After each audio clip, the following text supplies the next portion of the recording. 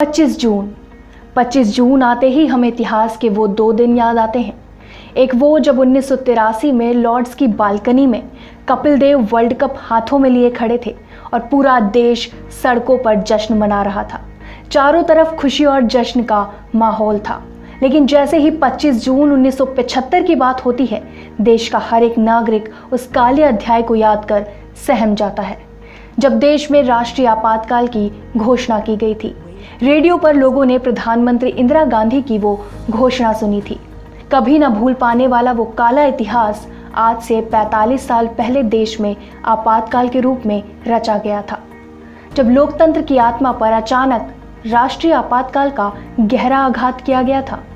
आपातकाल की घोषणा होते ही सरकार का पूरी तरह से नियंत्रण कामकाज पर हो गया था।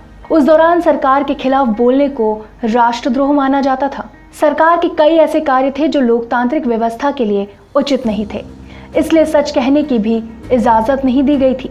उस दौर में जिसने भी सच कहने की हिम्मत दिखाई, वो सरकार के विरोध के साथ देश का विरोध माना गया। इसलिए मीसा कानून के तहत उन सभी को जेल में बंद कर दिया गया जो सरकार के खिलाफ मुखर होकर आवाज उठा रहे थे। आपातकाल में लोकतांत्रिक मूल्यों का पूरी तरह से गला घोट दिया गया।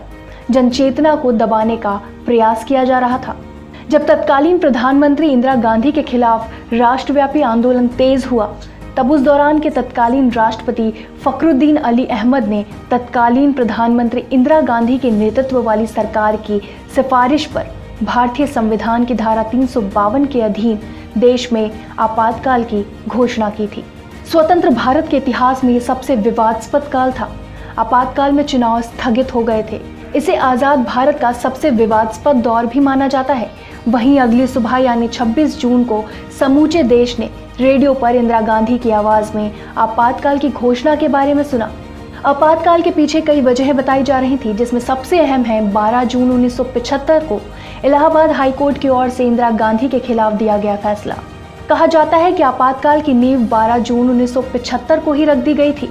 इस दिन इलाहाबाद हाई कोर्ट ने प्रधानमंत्री इंदिरा गांधी को रायबरेली के चुनाव अभियान में सरकारी मशीनरी का दुरुपयोग करने का दोषी पाया था और उनके चुनाव को खारिज कर दिया था। इतना ही नहीं, इंदिरा पर 6 साल तक चुनाव लड़ने और किसी भी तरह के पद संभालने पर रोक भी लगा दी गई थी।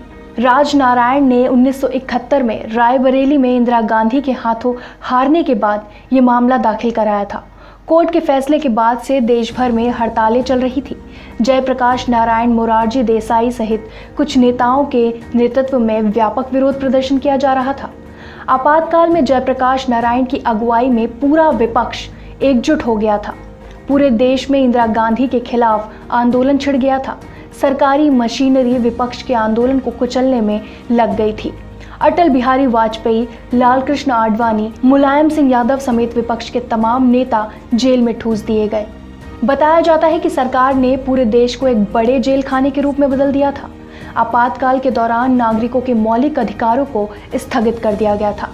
इमरजेंसी में जनता के अधिकारों की हत्या हेतु सुप्रीम कोर्ट ने भी 2011 में अपनी गलती मानी थी। सुप्रीम कोर्ट ने 2 जनवरी 2011 को ये स्वीकार किया कि देश में आपातकाल के दौरान इस कोर्ट ने भी नागरिकों के मौलिक अधिकारों का हनन हुआ था। अंततः इंदिरा गांधी को सिंहासन छोड़ना पड़ा। मोरारजी देसाई की अगुवाई में जनता पार्टी का गठन हुआ। 1977 में फिर आम चुनाव हुए। 1977 के चुनाव में कांग्रेस बुरी तरह हारी। इंदिरा गांधी खुद रायबरेली से चुनाव हार गई और कांग्रेस 153 सीटों पर सिमट गई। 23 मार्च 1977 को 81 वर्ष की उम्र में मोरारजी देसाई प्रधानमंत्री बने। यह आज़ादी के 30 साल बाद बनी पहली गैर कांग्रेसी सरकार थी। आपको हमारा ये वीडियो कैसा लगा, हमें कमेंट कर ज़रूर बताएं। साथ ही इस वीडियो को लाइक और शेयर करना ना भूलें।